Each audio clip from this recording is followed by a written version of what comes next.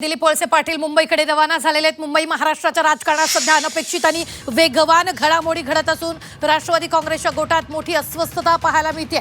या पार्श्वभूमीवर पक्षाचे ज्येष्ठ नेते आणि राज्याचे मंत्री दिलीप वळसे पाटील हे सर्व नियोजित कार्यक्रम रद्द करून तातडीनं मुंबईकडे रवाना झाल्याचं कळतं आहे। आत्ताच्या क्षणाची ही सगळ्यात मोठी बातमी आपण पाहतोय। या संदर्भात ताजे अपडेट देत आहेत आपले प्रतिनिधी हेमंत चापुडे। हेमंत, दिलीप वळसे पाटील मुंबईकडे रवाना झालेत।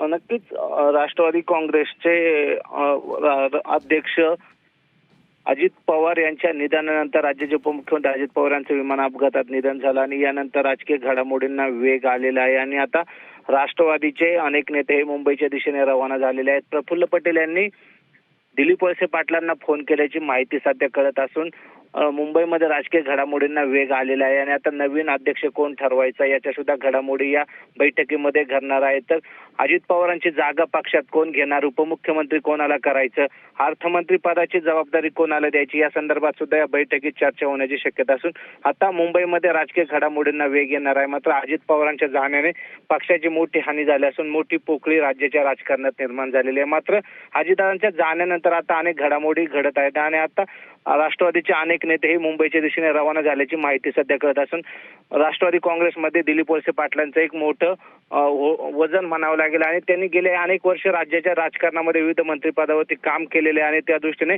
वळसे पाटलांना प्रफुल्ल पटेल यांचा फोन आला असून ते सध्या मुंबईच्या दिशेने रवाना झाल्याची माहिती कळत आहे। निश्चित, धन्यवाद। हे ताजे अपडेट देण्यासाठी आम्ही वेळोवेळी तुमच्याकडून या संदर्भातले ताजे अपडेट घेत राहणार आहोत।